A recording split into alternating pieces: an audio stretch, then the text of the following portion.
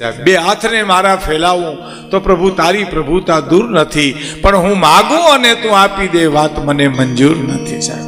બે હાથને ફેલાવું તો તારી ખુદાઈ દૂર નથી, પણ હું માગું અને તું આપી દે વાત મને મંજૂર નથી. અને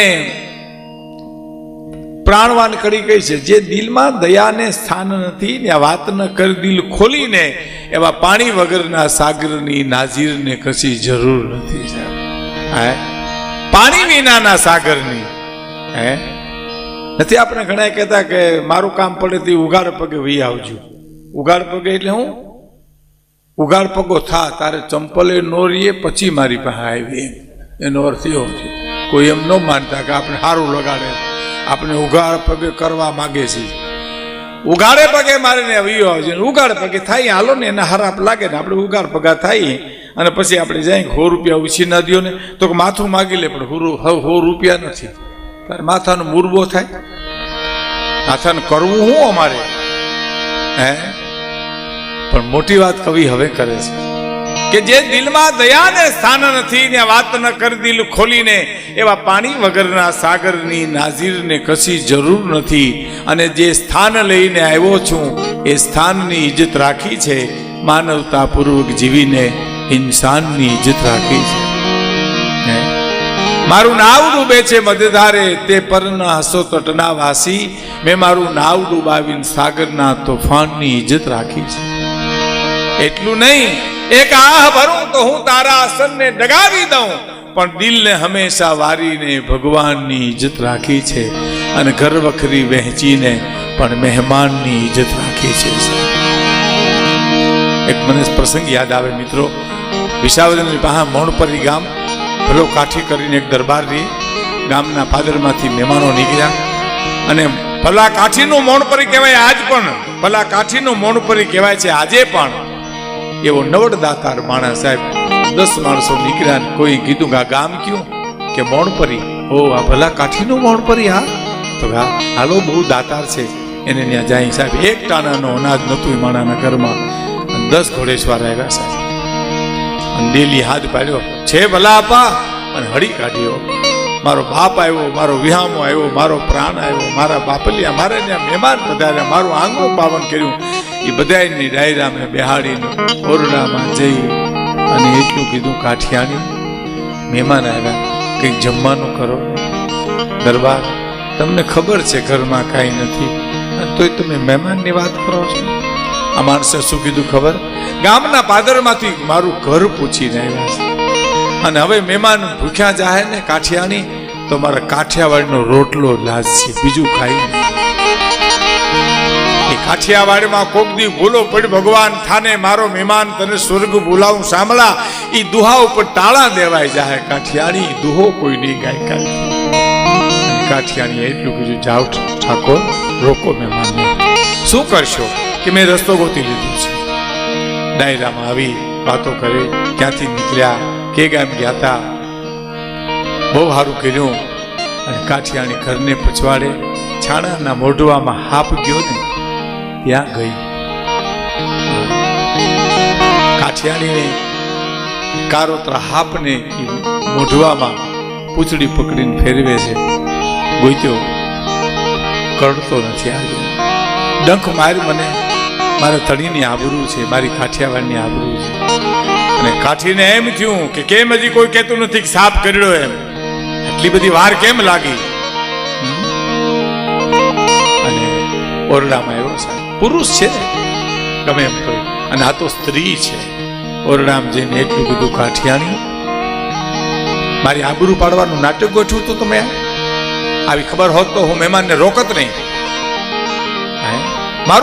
મારી આબરૂ પાડવાનું નાટક ગોઠવું કડવું વેણ કીધું. સમ કાઠિયાણીના રૂવાડા બેઠા થઈ ગયા કે દરબાર એક તમે લખી લેજો મિત્રો, આ સૌરાષ્ટ્રની કાઠિયાવાડની કે ભારતની દીકરી કોઈ દી નબળું સહન ન કરી શકે સાહેબ, કોઈ દિવસ. વચ્ચે એક વાત કરી દઉં.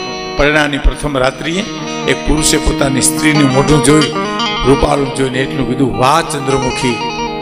આ બાઈની આંખમાંથી ઝેર મેળ્યું વરવા સાહેબ. બીજી વાર પુરુષે કીધું કે ચંદ્રમા જેવું મોઢું લાગે તમારું. તા તો આખું લાલ ગુમ થઈ ગઈ. અને ત્રીજી વાર કીધું, ચંદ્રમુખી કહું તો તમે કઈ બોલતા નથી.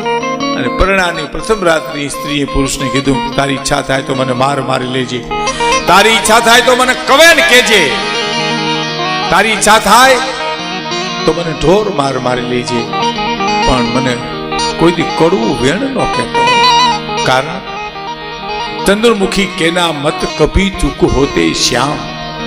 સાંભળજો મિત્રો, ચંદ્રમુખી કેના મત કભી ચૂક હોતે શ્યામ. કોઈ દી ભૂલમાં ચંદ્રમુખી કહેતો નહીં, કારણ કે ચંદ્ર में कलंक है, मेरे में कलंक नहीं, चंद्र में कलंक है. અને सागर की नंदू की सागर पे छाव पण मेरो तो छाव सदा अवनी पे अंक है. एक पक्ष मंद अमंद एक पक्ष रहे, मेरो तो ने सदा नाथ पे निशंक है. कहे कवि यान नजर से निहोरी देखो, कहां पति राम ने कहां पति लंक है. तो मैंने कोई दी चंद्रमुखी कहतो नहीं, कारण के मेरे में कलंक नहीं, चंद्र में कलंक है. કોઈ દી ચંદ્રમુખી કહેતો નહીં. અને હળી કાઢી સાહેબ, જોઈ લે હું ખોટું બોલતી હતો. કુંડલા જેવડા હાપને ડોકમાં વીટી લાદનો ઘૂંટો તાણી ઓરડામાં આવી કીધું, લ્યો દરબાર ખોટું બોલતી હતો. મિત્રો તેદી સાપ નહોતો, સોનાનું જુમણું હતું સાહેબ. અને દરબારે એટલું કે આ સોનાનું જુમણું હાંચ્યું તો હાંચવું નહોતું. સૂરજ નારાયણે આપણી લાજ રાખી છે. વેપારીને મૂકી આવો, લઈ આવો પૈસા, હું રોટલા ઘડી નાખું અને મહેમાનોને જમાડી દઉં. સાહેબ આ તાકાત છે. આ આપણો બરડો વિચાર કરો ને, સિંહલી ગામ, અમરેલીની પાસે વાક્યા ગામ, અને આ સિંહલી આ બરડાનું ગામ. કાઠી દરબાર ગાયકવાડ સરકારની માલી પાસે બારવટો ચડેલો, અને ગાયકવાડ સરકારે સોનાની મુઠ્ઠીએ એને તરવાર આપી અને બારવટું છોડાવ્યું હતું. અને એ અવસ્થા 70 વર્ષની થઈ જ્યારે આલગાવાળા દરબારની, ત્યારે એટલું જ કીધું, કાઠિયાણી સવારમાં મારે દ્વારકાધીશના દર્શન કરવા જવું છે, મારે પાપનું પ્રાયશ્ચિત કરવું છે, મારે એને હાથ જોડીને કીધું છે કે મારા ગુના માફ કરી દે કાલિયા ઠાકર, મુરલીધર, મારા ગુના માફ કરી દે. ભલે દરબાર સવારમાં જઈજો તમે, પણ ગોર બાપાને તો બોલાવો, મુહૂર્ત જોવે, શુભ મુહૂર્ત. રવિશંકર ગોરને બોલાવ્યા, મુહૂર્ત જોયું, આખી રાતનો ઉજાગર કરી ભાતા તૈયાર કર્યા. રાણી સાહેબના 100 રૂપિયા જે ખડિયામાં નાખવાના હતા એને બદલે પેટારામાં પડ્યા, માથે ગોદડા અને ગાજલા મુકાઈ ગયા, અને કાઠિયાણીને મનમાંથી નીકળી ગયું. એને એમ કે મેં ખડિયામાં નાખી દીધા છે. સવારમાં ઘોડે ચડીને દરબાર તૈયાર થયા ને કાઠિયાણી એમ કે છે, દરબાર જાઓ, આમાં ભાતું છે, 100 રૂપિયા રાણી સાહેબને કોથળી નાખી છે એમાં, અને કાલિયા ઠાકરને મારા પણ પ્રણામ કરજો, મારા વતી પગે લાગજો, અને પાપનું પ્રાયશ્ચિત કરીને વહેલા આવજો.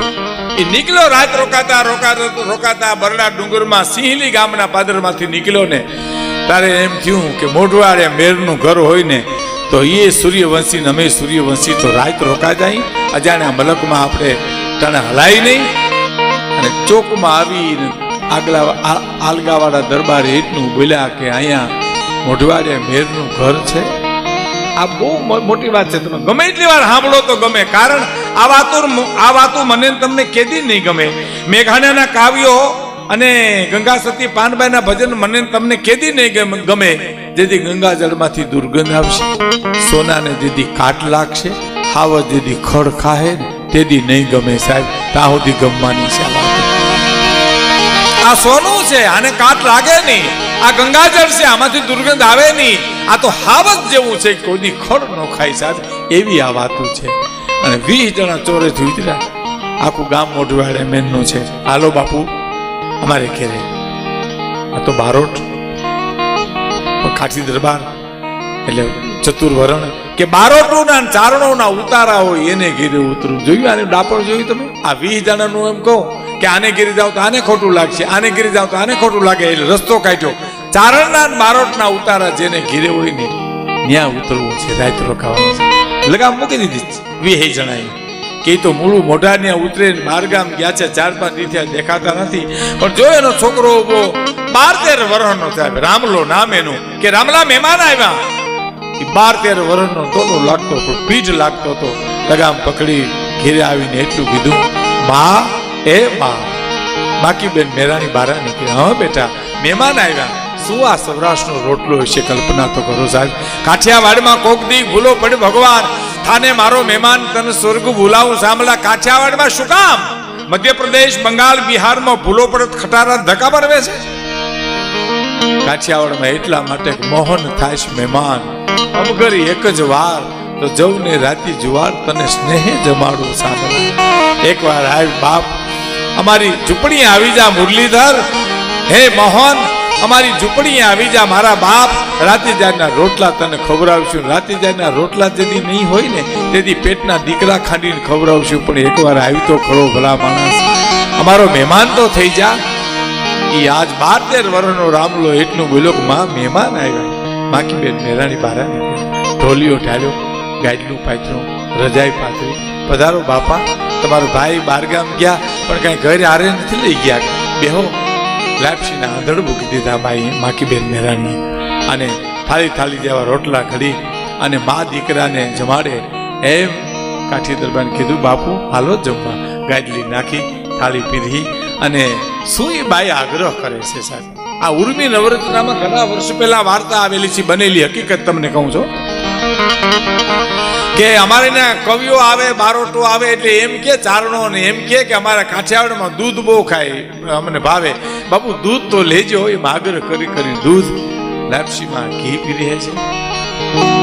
અને આલગા વાળો દરબાર મનમાં પોરહાય છે, વાહ મૂળું મોઢા વાહ બાપ, તારું આંગણું તારા ઘરવાળા ઉજળું પડ્યું. મારા મોટો નથી સાહેબ, મોટો તો ઘરવાળા તે રોટલાથી મોટો થાય માણસ.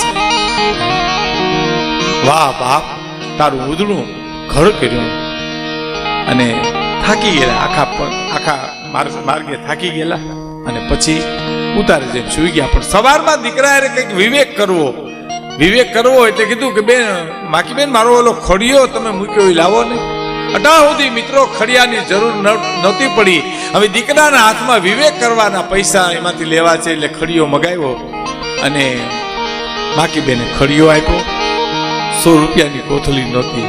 સાંભળજો મિત્રો, શું કલ્પના કરો, શું સ્થિતિ થઈ છે. હે ક્યાં રોકાણો હોય છે, ક્યાંય જરૂર તો પડી નથી. હવે આને ઘરેથી ક્યાં એમ ન કહેવાય, હે ક્યાં ગયા છે. પણ 70 વર્ષ સુધી બારૂટું કરનાર માણા સિંહલી ગામના પાદરમાં ભાંગીને ભૂકો થઈ ગયો. તાર માકીબાઈ મેરાણી બધું પામી ગઈ. બીજ કે જ બુકે મોતી પ્રોઈ લે તો પ્રોઈ લે. મારો ધણી ઘીરે નથી અને ખર્ચી ખૂટ થયા છે એટલે મારી પાસે કઈ પૈસા નહીં મગાતા હોય. એટલે પૂછ્યું બાપુ હું વિચારમાં પડી ગયા? તો કે નાના બેન હું તો વિચાર કરું કે રસ્તેથી દ્વારિકા નજીક પડશે. નહીં, ટૂંકમાં હું તમને કહું છું, માકીબેન મેરાણી એટલું બોલ્યા હતા કે દરબાર તમને જે ઉગ્યું હોય તમે નો કહો તો મારા એક દીકરા રામલાના સોગન છે તમને. અને સાહેબ બોલ્યો દરબાર, આમાં 100 રૂપિયાની રાણી સાહેબ કોથરી હતી, વાહલી હતી, ક્યાં ભૂલી ગયો હોય? ઘણી જગ્યાએ રોકાણો, જોઈ ખોટું બોલ્યા, ઘણી જગ્યાએ રોકાણો ક્યાં ભૂલી ગયો હોય મને યાદ નથી આવતું. અરે બાપુ એ તો મારે જરૂર પડી હતી રાતે, તમે તો હુઈ ગયા હતા. કોથલી મેં જોઈ હતી ખડિયામાં. શું બાઈની ચતુરાઈ છે સાહેબ. રાતે મારા ગામનો એક મજૂર આવ્યો. મારા મજૂરે એમ કીધું કે બેન મારી બેનને તેડવા જ આવી છે, અગણીનું આણું છે, મને 100 રૂપિયા દે તે થાય બેન. વેચાણ ક્યાં જાઉં બાપુ? મને ખબર હતી તમારા ખડિયામાં હતા એટલે મને એમ થયું હવારમાં બાપુ જરૂર પડશે તો વેપારી પાસેથી લઈ આવી. હાલો આગળ આવી, તમે ઉભા રહ્યો અહીંયા. ત્યાં આવી વેપારીને જઈને મૂળું મોઢાને ઘરેથી માકીબાઈ મેરાણી એટલું બોલી કે કોથળી સીવી દે દરજીને, કે કોથળી સીવી દીધી. વેપારી પાસેથી 100 રૂપિયા રાણી સાહેબના લીધા. આવી અને આમ કે છે કે બાપુ અમે ગામડાના માણા અડધી રાતથી હવાર સુધી તમારા રૂપિયા વાપર્યા, અમને માફ કરજો. માફી માંગવી અને કાઠી દરબારના દીકરાને ઘોડે ચડીને ફળિયામાં દાખલ થાવ. કારણ કે કોથળી ભૂલાઈ ગઈ હતી. માએ કીધું કે જા ઘોડે ચડીને જા, જ્યાં પકડાઈ નથી પકડી લે ને દે પૈસા. હું બાપુ જ્યાં જાઉં ત્યાંથી તમે નીકળી જાઓ, જ્યાં જાઉં ત્યાંથી નીકળી જાઓ. અહીંયા તમે ભેળા છે. મને એક બાજુ માકીબાઈ મેરાણી માફી માંગે છે અને એક બાજુ દીકરો કે છે કે રૂપિયા તો ન્યા પડ્યા ત્યાં બાપુ, હું કોથળી લઈને મારી બાઈએ મને મોકલ્યો. હવે આલગાવાલા દરબારને વિચાર આવે, માકી બેન મહાભારતમાં એવું આવે છે બેન કે દ્રૌપદીની ભગવાન કૃષ્ણ રાખી, એવું મહાભારતમાં મેં સાંભળ્યું છે. પણ મને એમ આજ લાગે છે કે ધારે તો દ્રૌપદી કૃષ્ણની આબરૂ રાખી શકે. એવું આજ મને સિંહલી ગામમાં લાગે છે.